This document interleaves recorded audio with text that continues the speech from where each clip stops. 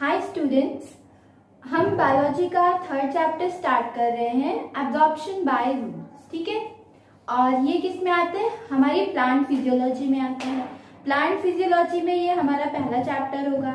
अब plant physiology क्या है? Study of the process of the plant. ठीक है, अब उसमें क्या क्या आ जाएगा? आपका फोटोसिंथेसिस आ जाएगा, एब्जॉर्प्शन ऑफ वाटर आ जाएगा और ट्रांसपीरेशन आ जाएगा। ये सब किस में आएगा? आपका प्लांट फिजियोलॉजी में। ठीक है, तो पहला हम क्या देख रहे हैं? Absorption by roots. ठीक है, तो रूट्स जो है वो वाटर और मिनरल दोनों एब्जॉर्ब करती है। Now the question arises, why roots absorb water and minerals. ठीक है, तो इसके बहुत सारे रीजंस हैं। आप बुक रीड जरूर करिएगा, हम समझा रहे हैं फिर भी आप रीड करिएगा, आपको बहुत आसानी से समझ में आ जाएगा। ठीक है, तो पहला है फॉर फोटोसिंथेसिस। आप सब जानते होंगे कि CO2 प्लस H2O क्या बनाता है? ग्लूकोज और ऑक्सीजन। अब CO2 यानी कार्बन डाइऑक्साइड, H2O मतलब वाटर। वाटर का यूज हो रहा है ना फोटोसिंथेसिस के लिए, इसीलिए फोटोसिंथेसिस के लिए नीड है। अब दूसरा ट्रांसपीरेशन ले लेते हैं हम। ट्रांसपीरेशन क्या है? The loss of excess amount of water in the form of water vapour through evaporation is known as transpiration. ठीक है, और transpiration provides the cooling effect. तो यही कूलिंग इफेक्ट के लिए ट्रांसपीरेशन जरूरी होता है। और ट्रांसपीरेशन कैसे होता है? एब्जॉर्प्शन ऑफ वाटर से होता है। रूट वाटर एब्जॉर्ब करती है, वही एक्सेस ऑफ वाटर निकलता है। ठीक है, अब ले लेते हैं transportation. The minerals and the water is transported from the root to the all part of the stem through water। ठीक है, जैसे मिनरल्स INC सब हो गए, तो ये सब वाटर के ही थ्रू जो रूट्स होती हैं वो सारे पार्ट ऑफ द प्लांट में पहुंचाती है। तो फिर मैकेनिकल फंक्शन में जैसे स्टिफनेस ऑफ प्लांट, जैसे लीफ होती है, लीफ स्टिफ होती है, मुरझाई नहीं होती। अगर आप अच्छा प्लांट देखते हैं अच्छा वाला, तो उसकी जो लीफ होती है वो स्टिफ होती है। क्यों होती है? टर्जिडिटी की वजह से। टर्जिडिटी आपको आगे पढ़ाएंगे। टर्जिडिटी क्यों रहती है? क्योंकि उसमें वाटर रहता है, वो आगे आपको ब्रीफ में पढ़ाएंगे। और फिर आता है कि मेंटेनिंग प्लांट टेम्परेचर। प्लांट का टेम्परेचर मेंटेन करने में वाटर जब एब्जॉर्ब होता है तो कूलिंग इफेक्ट बताया हमने, तो इसी तरह वो टेम्परेचर मेंटेन रहता है। और अगर प्लांट को वाटर ना दिया जाए तो जितना हमने आपको अभी बताया, फोटोसिंथेसिस, ट्रांसपोर्टेशन, ट्रांसपीरेशन, ये सब कुछ नहीं होगा एंड देन फाइनली प्लांट मर जाएगा। ठीक है, अब बात आती है हमारी need of mineral for the plant. आपकी बुक में काफी आसान लैंग्वेज में दिया है कि नीड ऑफ मिनरल, जैसे काफी सारे मिनरल्स के बारे में दिया गया होगा। Zinc for the leaf formation हो गया, कैल्शियम के बारे में बताया गया होगा, मेंटेन द सेमी परमेबिलिटी, और फिर मैग्नीशियम के बारे में बताया गया होगा, सिंथेसिस ऑफ क्लोरोफिल।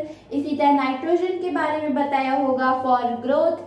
ठीक है, वो प्रोटीन सिंथेसिस करता है और देन फॉर ग्रोथ। अब हमारी बात हो गई what is the need of absorption of water and minerals. अब हम कैरेक्टरिस्टिक्स ऑफ रूट के बारे में बात करते हैं। ठीक है, कैरेक्टरिस्टिक ऑफ रूट्स पे सबसे पहले आएगा, तो हम बात कर रहे थे कैरेक्टरिस्टिक्स। कैरेक्टरिस्टिक्स में सबसे पहले बात करते हैं extensive root system with rapid growth. मतलब क्या? जैसे एज कंपेयर टू प्लांट, ये जैसे प्लांट है, कोई भी प्लांट, तो इसकी जो रूट्स होती हैं वो काफी जल्दी ग्रो करती हैं एज कंपेयर टू प्लांट। तो यही का extensive root system with rapid growth. ठीक है, अब फिर दूसरा पॉइंट आता है एनॉर्मस सरफेस एरिया। अब प्लांट तो देखो इतने में ही है, लेकिन उन्होंने काफी ज्यादा सरफेस एरिया कवर किया है। और एक्सटेंसिव रूट ग्रोथ में मतलब ये काफी नीचे तक भी जाती हैं। जैसे कोई कोई प्लांट होते हैं उनको वाटर नहीं मिल पाता है, तो वो वाटर कहाँ से लेते हैं? Underground water. जैसे ये क्या है? हमारा अंडरग्राउंड वाटर है। तो ये रूट्स जो है वो अंडरग्राउंड वाटर को यूज कर रही है फॉर दियर ग्रोथ और सारे प्रोसेसेस के लिए। और फिर तीसरा हमारा आता है हाई कंसंट्रेशन ऑफ सोल्यूशन। अब जैसे एज कंपेयर टू यहाँ सॉइल, ये जो रूट्स होती है इसमें सल्यूट की कॉन्सेंट्रेशन जो होती है वो ज्यादा होती है। सल्यूट की कॉन्सेंट्रेशन ज़्यादा होती है तभी इसमें ऑस्मोसिस हो पाता है, वो हम आगे पढ़ेंगे कि ऑस्मोसिस क्या होता है। ये तभी वाटर को एब्जॉर्ब कर सकती हैं रूट्स। अब हमारे आते हैं थिन वॉल रूट हेयर। अब जैसे अगर हम एक रूट देखें, सिंगल रूट का ऐसे दिखा रहे हैं हम, ये ऐसा रूट का, ये एक रूट का रूट हेयर है, ठीक है। और अब ये भी दो ऐसे लेयर में, ऐसे दो पार्ट्स में ऐसे डिवाइडेड है, ठीक है। फर्स्ट वाला जो होता है वो सेल होता है और दूसरा वाला मेम्ब्रेन होता है। दोनों जो होते हैं काफी थिन होते हैं, ठीक है, दोनों जो होंगे काफी थिन होंगे और दोनों बहुत ही ज्यादा यूजफुल और they can easily absorb water. तो ये जरूरी होते हैं, यूजफुल होते हैं, ठीक है, because they can easily absorb the water. तो इस रूट हेयर को, इस रूट का एपिडर्मल पार्ट भी कहा गया है। तो अब हम बात कर रहे थे सेल वॉल और सेल मेम्ब्रेन की। आउटर वाले क्या है, सेल वॉल, और इनर वाले क्या है, सेल मेम्ब्रेन, ठीक है। अब जो ये सेल वॉल है वो काफी थिन होती है एंड दे आर परमिएबल, मतलब ये सॉल्वेंट और सल्यूट दोनों का मूवमेंट अलाउ करती है। लेकिन जो सेल मेम्ब्रेन होती है वो सेमी परमिएबल होती है, ये सिर्फ सॉल्वेंट का ही मूवमेंट अलाउ करती है, ठीक है। Larger particles they don't allow to go into this. अब बात आती है हमारी modes of absorption and conduction of water and minerals, ठीक है। अब ये टॉपिक जो है, यहाँ से जो टॉपिक शुरू होंगे वो काफी इंपॉर्टेंट होंगे, आपके लिए सब नया है, ध्यान से पढ़िए। अब पहला आता है इसमें imbibition. Imbibition, what is imbibition? आपको हमने कहा है कि हम हमेशा से कहते आ रहे हैं कि डेफिनेशन के लिए आप अपनी बुक को ही रेफर करेंगे और वर्ड टू वर्ड जैसा कि डेफिनेशन बुक में लिखा है वही आपको याद करनी है, ठीक है। तो अब हम बात करते हैं इम्बाइबेशन की। इम्बाइबेशन जो है वो लिविंग सेल और डेड सेल दोनों में हो सकता है, ठीक है। तो आपके बुक में दिया गया होगा the phenomena by which plant absorb water, और डेड सेल और living cell absorb water by surface attraction, ठीक है। ये इम्बाइबेशन के डेफिनेशन में ऐसा कुछ दिया गया होगा। हम बताते हैं कैसे, जैसे कि हम एग्जाम्पल लेते हैं, रेनी सीजन्स में जो डोर होते हैं, है ना, वो जैम हो जाते हैं। क्यों? क्योंकि वो वाटर एब्जॉर्ब कर लेते हैं और देयर साइज इंक्रीजेस, और इसीलिए वो जैम हो जाते हैं। और एग्जाम्पल लेते हैं ग्राम सीड का, जैसे मम्मा कभी कभी रात को चना जब भिगो के रखती है तो सुबह तक वो स्वेल अप हो जाते हैं। क्यों? Because they had absorb water. तो ये सब किसके एग्जाम्पल हैं? इम्बाइबेशन के एग्जाम्पल है, ठीक है। इसी तरह रूट्स भी वाटर एब्जॉर्ब करती है थ्रू इम्बाइबेशन, ठीक है। अब हमारा काफी एक्सपेरिमेंट्स भी दिए गए हैं इसके ऊपर, आपको अपनी बुक में पढ़ना है, एक भी एक्सपेरिमेंट नहीं छोड़ना है, ठीक है। क्योंकि बुक ऐसे बोर्ड्स में या आपका अगर पेपर होगा स्कूल में तो एक्सपेरिमेंट दे दिया जाता है, फिर पूछते हैं कि इसका ऑब्जर्वेशन लिखो, इन्फेरेंस लिखो, कैसा सेटअप, कौन सा सेटअप, पूरा डिटेल्ड इंफॉर्मेशन मांगते हैं आपसे एक्सपेरिमेंट के बारे में, ठीक है। अब हमारा सेकंड टॉपिक आता है डिफ्यूजन। डिफ्यूजन क्या होता है? डिफ्यूजन होता है the movement of the molecule, the free movement of the molecule from the region of higher concentration to the region of lower concentration. ये हमारा डिफ्यूजन में आता है।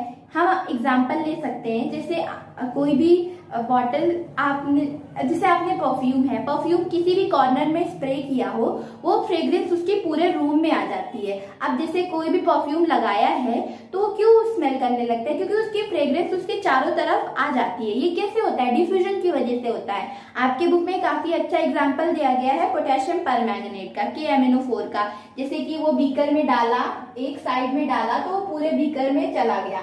कैसे चला गया? डिफ्यूजन की वजह से। और एक और एग्जांपल ले सकते हैं, जैसे कि अगर घर में थोड़ा सा भी धुआं होता है तो वो उठ के ऊपर की तरफ जाता है और निकल जाता है। ऊपर की तरफ क्यों जाता है? Because of diffusion. तो ये कहाँ होता है? एयर में होता है डिफ्यूजन। अब डिफ्यूजन के एग्जाम्पल्स और एक्सपेरिमेंट्स आपको बुक में ध्यान से पढ़ने हैं, ठीक है। आपको बस इतना याद रखना है, the free movement of molecule from the region of higher concentration to the region of lower concentration. अब उसके बाद डिफ्यूजन के बाद हमारा आता है ऑस्मोसिस, ठीक है। ऑस्मोसिस में और डिफ्यूजन में काफी अंतर नहीं है, बस एक चीज का वो हो जाता है डिफरेंस। ऑस्मोसिस में the movement of water molecule from the region of higher concentration to the region of lower concentration is known as osmosis. अब उसमें क्या था, फ्री मूवमेंट ऑफ मॉलिक्यूल, उसमें वाटर मॉलिक्यूल नहीं था। लेकिन ऑस्मोसिस में क्या हो गया, the movement of water molecule. जैसे कि ऑस्मोसिस में हम आपको दिखाते हैं, ये है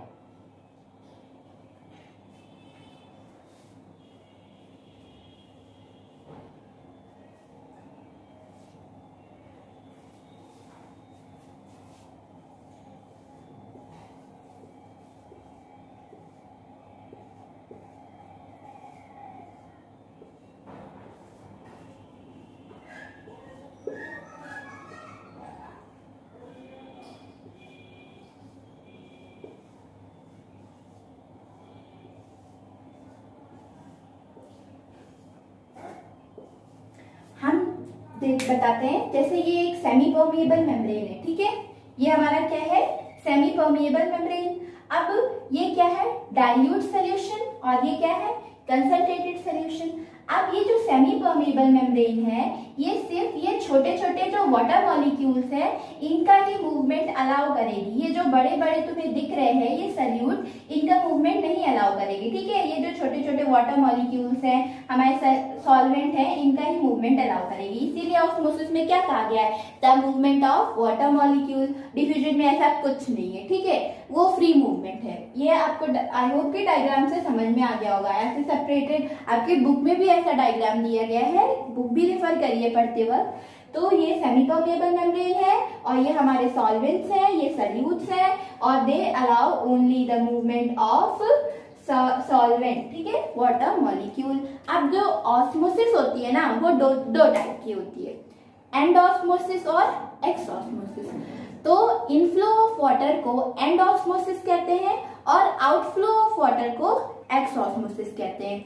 जैसे कि ये सेल है,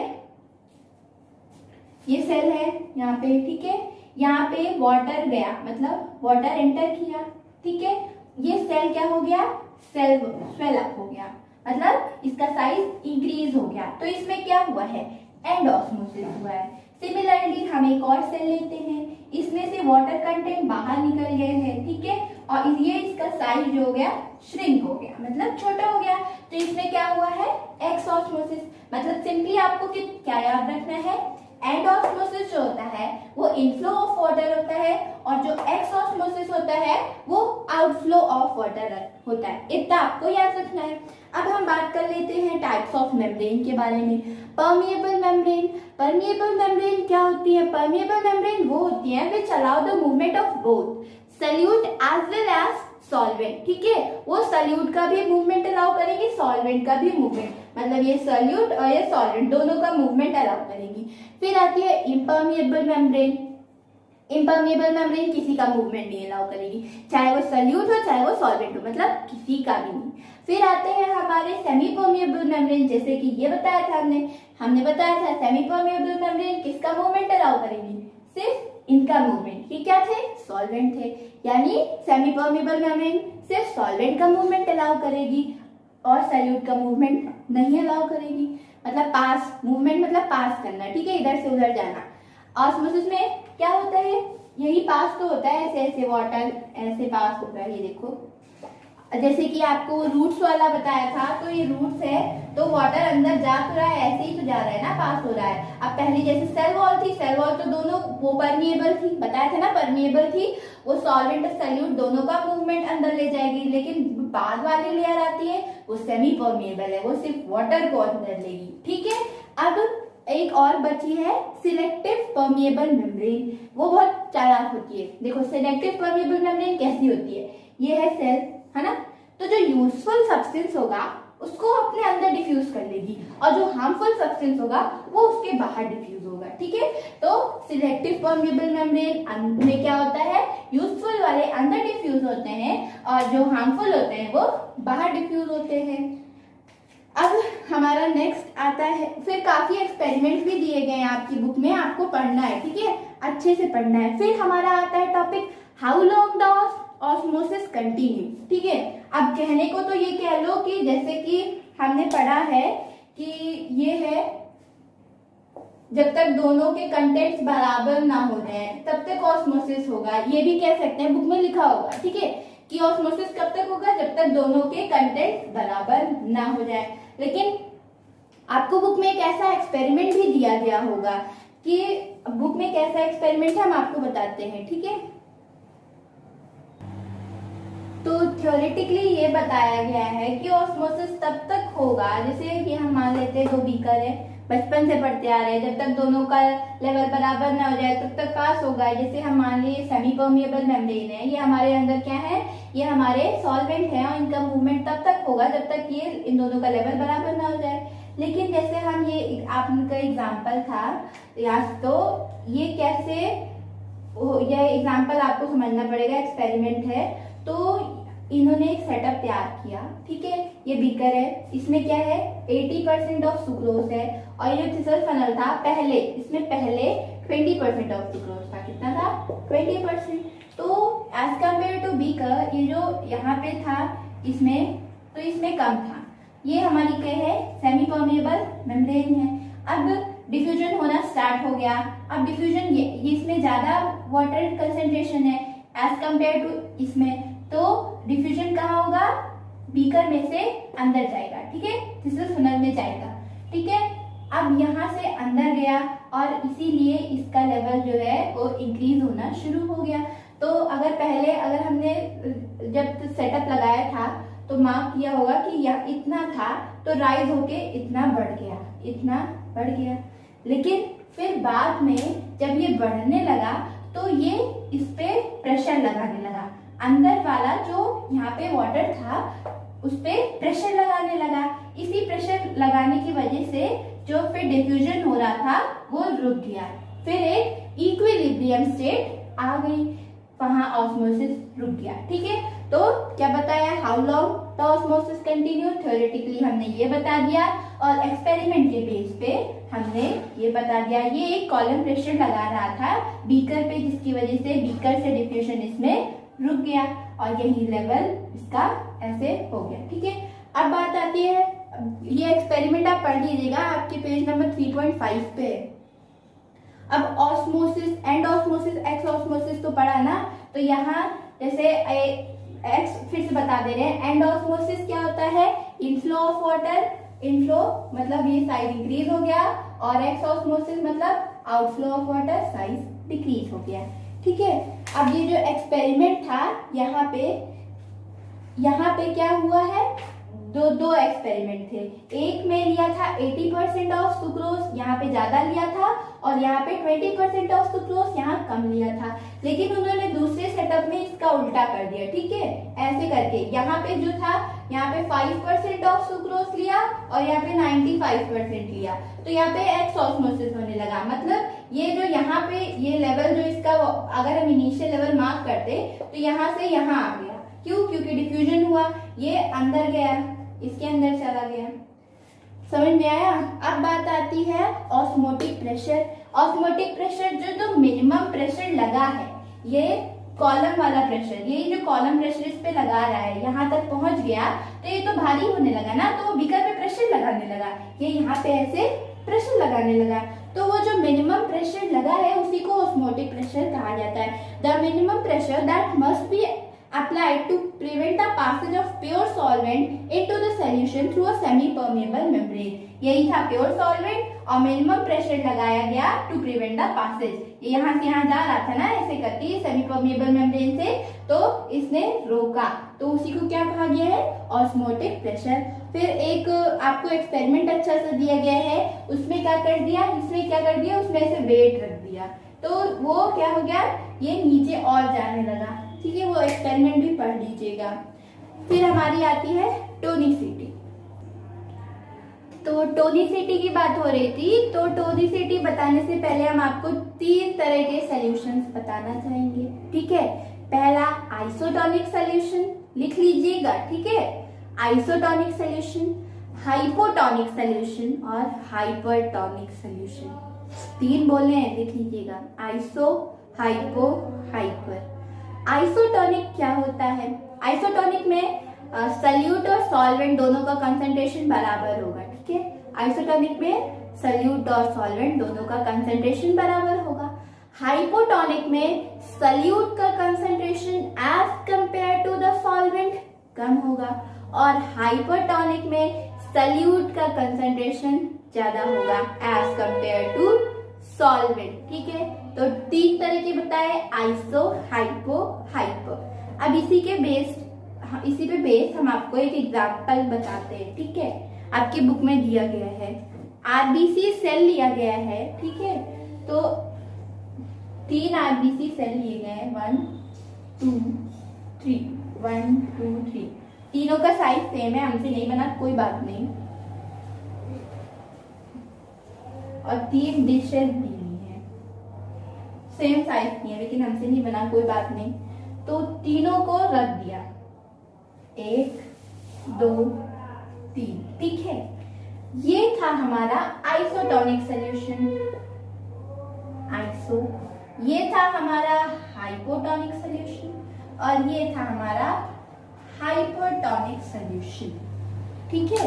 एक बार फिर से बता दे रहे, आइसो मतलब सल्यूट और सॉल्वेंट दोनों का कंसंट्रेशन सेम, हाइपो मतलब सल्यूट का कंसंट्रेशन कम और हाइपर मतलब सल्यूट का कंसंट्रेशन ज्यादा। और फिर कुछ समय बाद ये ऑब्जर्वेशन निकाली गई कि आइसो में जो आरबीसी सेल थी उसका साइज नहीं बदला, वो सेम साइज की थी, ठीक है। और जो हाइपोटोनिक सेल थी उसमें जो था, वो जो सेल थी वो स्वेल्ड अप हो गई, ये स्वेल अप हो गई, देखो साइज बढ़ गया, नहीं बढ़ा। और इधर इनका साइज श्रिंक हो गया, कम हो गया। हमने 3 सेटअप लिए, 1 2 3। फिर से बताते हैं, पहला हमने आइसो में रखा, दूसरा हमने हाइपो में रखा और तीसरा हाइपर में रखा। कुछ समय बाद जो सेल थी वो आइसो में, उसका साइज वैसा ही था। तो हम बात कर रहे थे इन 3 सेल्स की, ठीक है। ये इसलिए सेम रहा क्योंकि इसमें सल्यूट और सॉल्वेंट दोनों का कंसंट्रेशन सेम था। इसमें ना एक्स ऑस्मोसिस हुआ ना एंड ऑस्मोसिस हुआ। यहाँ पर क्या था, हाइपो में सल्यूट का कंसंट्रेशन कम था और सॉल्वेंट का ज्यादा था। तो सॉल्वेंट माने मतलब वाटर, तो वाटर इसमें एंटर किया जिसकी वजह से इसका साइज इंक्रीज हो गया और काफी अगर ज्यादा समय तक रखे तो इट में बर्स्ट मतलब फूट भी सकता है। तो सॉल्वेंट का कंसंट्रेशन इसमें ज्यादा होने की वजह से इसमें एंडोस्मोसिस हुआ। इसमें सॉल्वेंट कम है एज कंपेयर टू सल्यूट, इसमें सॉल्वेंट कम है तो इसमें क्या हो गया, एंडोस्मोसिस हो गया, इसलिए इसका साइज जो है वो श्रिंक हो गया। तो आपको क्या याद रखना है, इसमें कुछ नहीं हुआ, ना एंडोस्मोसिस ना एक्सोस्मोसिस, इसमें हमारा एंडोस्मोसिस हुआ और इसमें हमारा एक्सोस्मोसिस हुआ, ठीक है। अब बात आती है हमारी सिग्निफिकेंस ऑफ ऑस्मोसिस की। सिग्निफिकेंस, द सेल सैप और the root is hypotonic as compared to the surrounding water. This is why roots of plant absorb water from soil due to end osmosis. जैसे कि वो as compared to the soil जो होती है, roots जो होती है, ये एग्जांपल ले सकते हैं। ये मान लीजिए हमारी रूट है और ये सॉइल है, वाटर ये एब्जॉर्ब कर लेती है, ये एक्ट करता है बाहर वाला हाइपोटोनिक सोल्यूशन और अंदर वाला हाइपोटोनिक। तो ये जो एब्जॉर्ब कर लेती है वाटर, ये इसी का सेटअप मान के चलिए, अंदर वाली हमारी रूट हो गई, बाहर वाली सॉइल हो गई। और एज कंपेयर टू रूट जो सॉइल होती है वो हम हाइपो मान लेते हैं और यहाँ पे क्या हुआ, एंडोस्मोसिस हुआ और रूट्स ने वाटर एब्जॉर्ब कर लिया। The water absorb by the root move in upward direction from cell to cell due to osmosis. Osmosis cell to cell होता है, जैसे ये है एक सेल में ऑस्मोसिस हुआ फिर दूसरी सेल में, तो इसी तरह वाटर का upward movement cell to cell में ही होता है। यहाँ ऑस्मोसिस, यहाँ पे पूरे पार्ट में ऐसे पूरा ऑस्मोसिस होता है और पूरे पार्ट में वाटर पहुंच जाता है, ठीक है। अब it is because of the fact that the large amount of water is lost by the leaves of the plant due to evaporation. ये वाटर जब ऑस्मोसिस की वजह से वाटर लीव्स तक पहुंचा तो जो एक्सेस वाटर हुआ वो इवापोरेट हो गया, तो ट्रांसपीरेशन का भी मान सकते हैं और सिग्निफिकेंस ऑफ ऑस्मोसिस में। It causes hypertonicity in upper cell as compared to lower cell. Osmosis always take place from hypotonic side to hypertonic. Accordingly, water keep on moving in upward direction. Living cell remain distended or turgid only due to osmotic entry of water into them. अगर इसमें osmotic में क्या होता है, osmosis में movement of water molecule, अगर water move ना करे, ऑस्मोसिस ना हो तो प्लांट रह ही नहीं पाएगा, जिंदा नहीं रह पाएगा, वो मर जाएगा, plant will be die. Now the stoma in the plant open or close in response to increase or decrease of osmotic pressure of guard cell. अब आगे है कैसे जो गार्ड सेल होते हैं वो ओपन और क्लोज किसकी वजह से होते हैं, ऑस्मोसिस की वजह से होते हैं। Now osmosis play a key role in growth of radical and plumule during germination of seed. Radical plumule आपने पढ़ा होगा ना पिछली क्लास में, वो कॉटिलेडन्स का डायग्राम था वो तो उसमें पढ़ा होगा। तो रेडिकल और प्लूम्यूल की जो ग्रोथ होती है वो किस वजह से होती है, ऑस्मोसिस की वजह से होती है। Many plant movement like folding and dropping of leaves are brought about osmosis. देखो इतनी इंग्लिश आपको आती होगी, हम रीड कर दे रहे हैं, आपको समझ में आ रहा होगा। The soft organ of plant like leaves, flower, fruit and young stems are able to keep themselves stretched and solid due to turgidity of their cell which in turn depends upon osmosis. अब आई बात turgidity की। Osmosis की वजह से ये अपने आप को स्वेलन, रिजिड और टर्जिड बनाए रहते हैं, ठीक है। अगर ऑस्मोसिस ना हो तो बेचारे सूख जाएंगे, फ्लैसिड कंडीशन हो जाएगी इनकी, ठीक है। अब हमारी बात आती है turgidity and flaccidity. Turgidity and flaccidity हमारा अगला टॉपिक है। तो हमारा नेक्स्ट टॉपिक क्या आया, टर्जिडिटी। टर्जिडिटी जैसे हम आपको बता रहे ये सेल लीफ है, ठीक है, ऐसे एक्सप्लेन करने के लिए बता रहे हैं, ठीक। ये लीफ है, लीफ में सेल प्रेजेंट है, ऐसे ऐसे अच्छे से प्रेजेंट होते हैं, हम नहीं बना पा रहे ना, ये सेल है। तो ऑस्मोसिस हुआ मतलब मूवमेंट ऑफ वाटर मॉलिक्यूल, यहाँ से यहाँ से यहाँ यहाँ यहाँ यहाँ यहाँ यहाँ और सब में भर गया, ठीक है, सब में भर गया, यहाँ तक भर गया। तो ये क्या हो गया, फुल्ली टर्जिड हो गए, मतलब वो कंडीशन जिससे कि no more water can enter in the cell, तो उस कंडीशन को क्या कहते हैं, टर्जिड कंडीशन। हम एग्जांपल लेते हैं बलून का। बलून में हवा भरते हैं तो एक ऐसी कंडीशन आती है जहाँ पे no more air can enter in the balloon, ठीक है।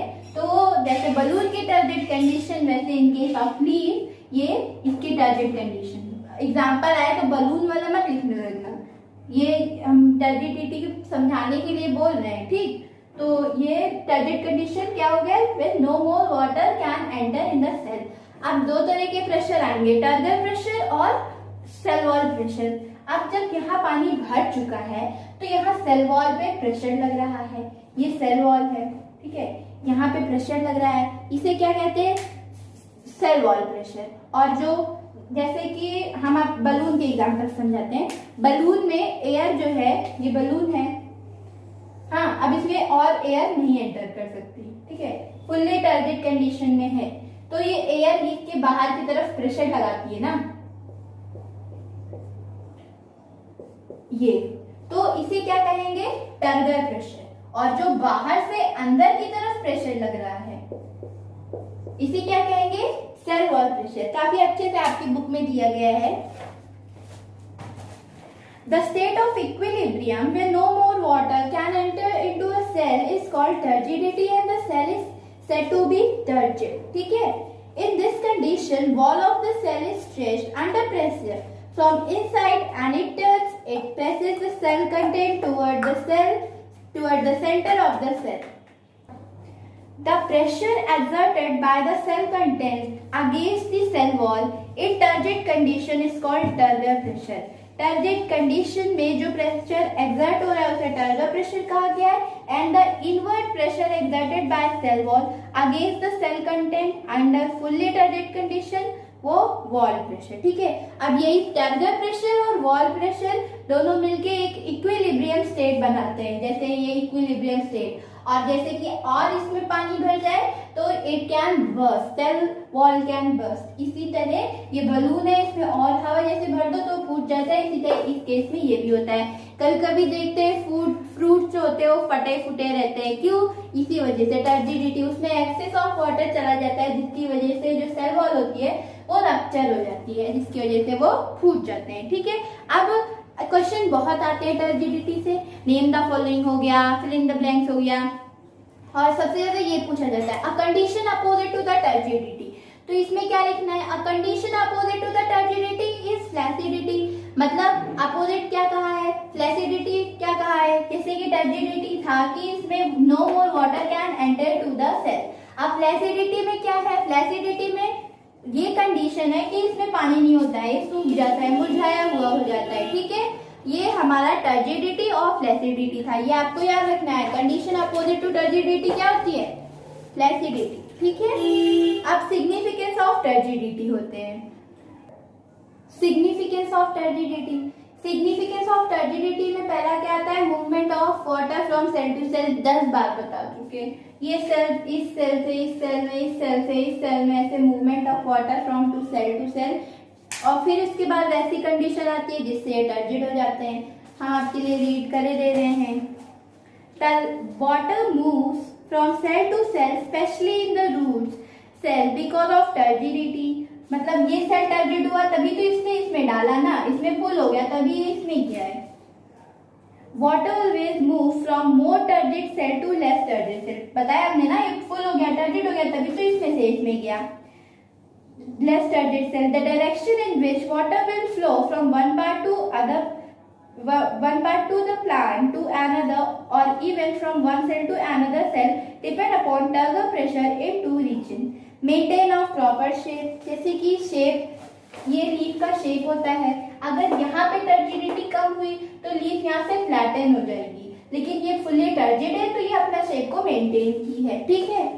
फिर उसके बाद टर्जिडिटी प्रोवाइड रिजिडिटी। रिजिडिटी मतलब वही टफनेस, जैसे कि ये वो मुरझाई हुई लीफ देख लो और फुल्ली टर्जिड लीफ देख लो, आपको डिफरेंस खुद ही पता चल जाएगा। मुरझाई हुई लीफ जो होगी बिल्कुल रिजिड नहीं होगी, और ये जो अच्छी लीफ होगी वो रिजिड होगी।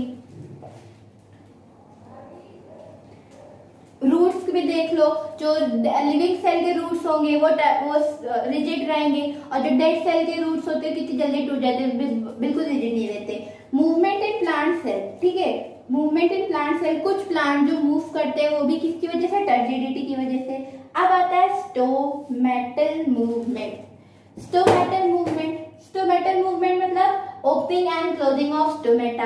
अब जैसे पता है कि स्टोमेटा कब ओपन रहते हैं? डे टाइम में। कब क्लोज रहते हैं? रात के समय में। जैसे कि डायग्राम में दिया है कुछ ऐसा, स्टोमेटा का डायग्राम दिया है बुक में, तो आपको बुक में डायग्राम, तो हम ये डायग्राम बनाए हैं गार्ड सेल का, अच्छा नहीं बनाया लेकिन समझने के लिए, ठीक है। ये कौन सी कंडीशन है? गार्ड सेल जो होती है वही हेल्प करती है स्टोमेटल मूवमेंट में, ठीक है। ये गार्ड सेल्स हैं। तो ये है डे टाइम का मतलब स्टोमेटा ओपन है, ये नाइट टाइम का मतलब स्टोमेटा क्लोज्ड है, ठीक है। अब डे टाइम में क्या हुआ? डे टाइम में वाटर कंटेंट जैसे लीफ में एंटर किए और ये फुल्ली टर्जिड हो गया, ठीक है। ये फुल्ली टर्जिड हो गया मतलब पूरा वाटर इसमें है। तो ये जो थे हमारे गार्ड सेल, इन्होंने कुछ ऐसा शेप ले लिया, ऐसा ये आर्क शेप, ठीक है, इसीलिए ये ऐसे ओपन है। और नाइट में वाटर कंटेंट जो है वो डिक्रीज होता है और ये फ्लैसिड हो जाते हैं, इसीलिए क्लोज हो जाते हैं। कुछ ऐसा बुक में दिया गया है, आपको पढ़ लेना है। और इसीलिए जो they are heads often called turgor operate wall, ठीक है। अब ड्रॉपिंग ऑफ लीव्स, आपको प्लांट जैसे होता है कौन सा? Mimosa plant, touch me not, Hindi में कहते हैं छुई मुई, पता नहीं देखा होगा कि नहीं देखा होगा। उसमें क्या होता है कि जैसे आपने वो प्लांट छोटा सा होता है तो ऐसी कुछ ऐसी लीव्स होती हैं, बताते हैं ऐसे ऐसे, बुक में दिया गया होगा। तो आप क्या करो, ऐसे टच कर लो उसकी लीव्स को, तो वो लीव्स जो है वो फोल्ड हो जाएंगी, ठीक है। ऐसे एकदम पहले तो ऐसे अच्छी सी रहेंगी, रिजिड सी रहेंगी, ऐसे ये काफी सही सही रहेंगी, लेकिन आपने टच कर लिया ना तो अंदर की तरफ फोल्ड हो जाएंगी। क्यों? क्योंकि ये जो थे वो जैसे आपने टच किया इनमें, तो ऐसा कोई प्रोसेस है इसमें टच के स्टिमुलस में इनका जो टर्जिडिटी होती है वो डिक्रीज हो जाती है, ठीक है, जिसकी वजह से ये फोल्ड हो जाती है। जो टर्जिडिटी डिक्रीज हुई, फ्लैसिडिटी इंक्रीज हुई और ये फोल्ड हो गई। अब आता है हमारा root pressure. Root pressure, it is the pressure developed in a root due to inward movement of water which help in pushing the sap of the plant upward through the stem, ठीक है। inward movement of water in the root, वो root pressure कहा गया है। Example में guttation दिया गया है और ब्लीडिंग दिया गया है। गटेशन आपको बताते हैं, जैसे कभी कभी देखो तो लीव्स जो होती है उनके ऊपर ड्रॉपलेट्स प्रेजेंट होते हैं ना, और छोटे छोटे ड्रॉपलेट्स, सुबह सुबह मॉर्निंग में उठो ग्रासेस में ड्रॉपलेट्स प्रेजेंट होते हैं। अपने स्कूल में भी देखो जब सुबह सुबह घास में चलते हैं तो शूज गीले हो जाते हैं। क्यों? वही लीव्स पे जो ग्रासेस की लीव्स होती है उस पे वाटर प्रेजेंट होता है और वो वाटर हाइड्रोथोरिक स्ट्रक्चर होता है उससे निकलता है और ऐसे छोटे छोटे ड्रॉपलेट्स बना लेता है, तो उसे क्या कहा गया है? गटेशन कहा गया है। ये वाटर जो है वो निकल आया है बाहर।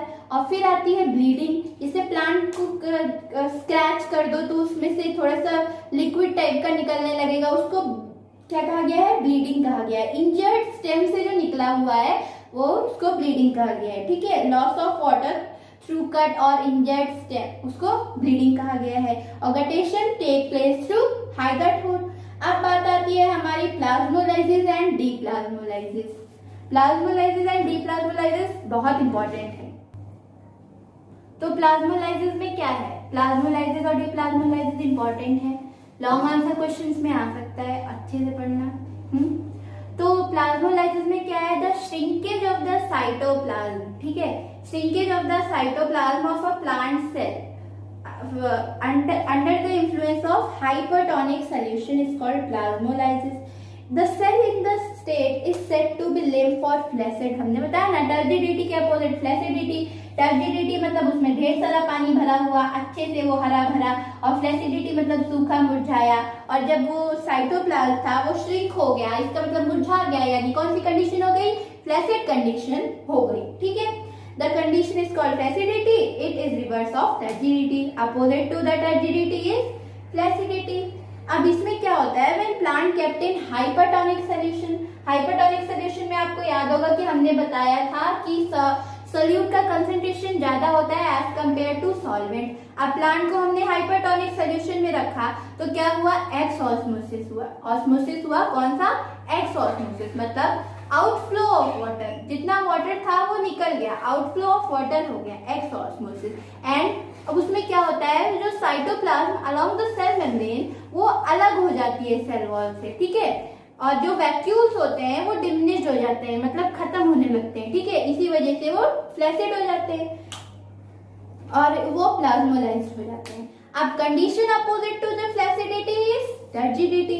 अगर आप वही मतलब मरे ना हो, ठीक है, प्लांट है पूरा डेड ना हो, मुरझा गया हो, अगर आप उसको फिर से पानी दे देते हैं या तो फिर से हाइपोटोनिक सोल्यूशन में रख देते हैं तो क्या होने लगेगा? हमारा एंड ऑस्मोसिस होने लगेगा, मतलब वाटर कंटेंट जो होगा वो अंदर जाने लगेगा, इनफ्लो ऑफ वाटर होने लगेगा, जिसकी वजह से फिर से वाटर जो है वो सेल में जाने लगेगा और वो टर्जिड स्टेट में आ जाएगा।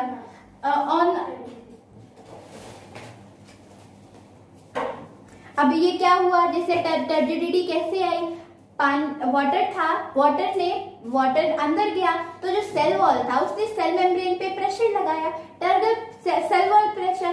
तो सेल वॉल प्रेशर की वजह से सेल मेम्ब्रेन पे प्रेशर जब लगाया तो साइटोप्लाज्म पे भी लगा, और जिसकी वजह से वो जो वैक्यूल्स थे वो रीअपियर हुए और प्लांट फिर से वो लिविंग हो गया। ये आपको याद रखना है कि प्लाज्मोलाइसिस जो होता है वो सिर्फ लिविंग सेल पे ही होते हैं, डेड सेल में प्लाज्मोलाइसिस नहीं होता है। अब जब ये टर्जिड हो चुके हैं, मतलब जो प्लाज्मोलाइज सेल थे वो टर्जिड हो चुके हैं, तो उसको क्या कहेंगे? डीप्लाज्मोलाइसिस। तो याद रखना है प्लाज्मोलाइसिस का उल्टा डीप्लाज्मोलाइसिस, टर्जिडिटी का उल्टा फ्लैसिडिटी। प्लाज्मोलाइसिस मतलब टर्जिडिटी और प्लाज्मोलाइसिस मतलब फ्लैसिडिटी और डीप्लाज्मोलाइसिस मतलब टर्जिडिटी, ठीक है। टर्जिडिटी मतलब पूरा हमारा जो है पानी एकदम अंदर भरा हुआ है, मतलब हरा भरा प्लांट है। और फ्लैसिडिटी मतलब मुरझाया, सूखा, एकदम बेजान सा, पीला पड़ गया, येलो हो गया, ऐसा प्लांट है। अब सिग्निफिकेंस ऑफ प्लाज्मोलाइसिस है, आपकी बुक में दिया गया, आपको पढ़ लेना है। हम आपको एक बता दे रहे हैं कि आपको अच्छे से समझ में आ जाए। जैसे कि जेली हो गया, जैम हो गया, उसमें जो होता है शुगर जो होता है, क्यों डाला जाता है, बहुत ज्यादा शुगर क्यों डाला जाता है, क्योंकि वो प्रिवेंट कर सके फ्रॉम बैक्टीरिया। बैक्टीरिया एक सेल है ना, बैक्टीरिया इज अ सेल। तो जैसे बैक्टीरिया सेल है, यहाँ पे जब बहुत सारा शुगर डाला गया, ठीक है, ये जैम में शुगर डाला गया, बहुत सारा शुगर डाला गया, तो शुगर जो होता है वो क्या करता है, इसको प्लाज्मोलाइज कर देता है, ठीक है, प्लाज्मोलाइज कर देता है, जिसकी वजह से ये सूख जाता है, मुरझा जाता है या मर जाता है, कुछ भी कह सकते हैं, क्या फ्लैसेड कंडीशन हो जाती है कह सकते हैं। इसमें कैसे होता है, एक्स ऑस्मोसिस की वजह से होता है। हमारा जो शुगर है क्या था, हाइपरटोनिक सोल्यूशन था, इसकी वजह से ये जो बैक्टीरिया है it is also a kind of cell, और इसमें हमारा एक्स ऑस्मोसिस हो गया है। इसी तरह पिकल्स है, पिकल्स में बहुत सारे सॉल्ट डालते हैं, बहुत सारे आपके सिग्निफिकेंस है, आपको रीड करने अच्छे से। हम बार बार कह रहे हैं बुक रीडिंग जो है वो मस्ट है, और जो डेफिनेशन है वो बुक की लिखनी है। और नेक्स्ट टॉपिक फिर आपका आता है पैसिव और एक्टिव ट्रांसपोर्ट। तो बात कर रहे थे हम, पहला था हमारा पैसिव ट्रांसपोर्ट। पैसिव ट्रांसपोर्ट में क्या होता है, इसमें एनर्जी वो लोग यूज नहीं करते हैं, एनर्जी यूटिलाइज मतलब यूज नहीं करते हैं। इसमें डिफ्यूजन, जैसे डिफ्यूजन होता है तो मूवमेंट ऑफ मॉलिक्यूल होता है का। अब ये सब जो ट्रांसपोर्ट हो रहा है एक्टिव पैसिव कहाँ हो रहा है, रूट्स में हो रहा है। तो रूट में ऐसे ही जो डिफ्यूजन होता रहता है, मतलब एनर्जी बिना यूज किए, उसे एक्टिव ट्रांसपोर्ट कहते हैं। फ्रॉम डिफ्यूजन होता है क्या, डिफ्यूजन में पढ़ाया है the movement of molecule higher concentration से लोअर कंसंट्रेशन, यही एक्टिव ट्रांसपोर्ट में है कि डिफ्यूजन हो रहा है from higher concentration to lower concentration with no मतलब without the use of energy, ठीक है। इसमें क्या कहा गया है, इसको पैसिव वाला पैसिव ट्रांसपोर्ट कहा गया है। अब बात आती है एक्टिव ट्रांसपोर्ट की। एक्टिव ट्रांसपोर्ट में दे यूटिलाइज एनर्जी, ये हमने बताया कि वो रूट्स थे, they can easily absorb water, ठीक है, लेकिन इनको मिनरल और आयंस की भी जरूरत है ना, मिनरल, नाइट्रेट, सल्फेट की मतलब इनकी भी जरूरत है। तो इन्हें एब्जॉर्ब करने के लिए इनको क्या चाहिए, एनर्जी चाहिए। और ये जो होते हैं ना, ये सब बहुत ही फोर्सिबली एब्जॉर्ब होते हैं, मतलब जबरदस्ती टाइप का कुछ है, ठीक है।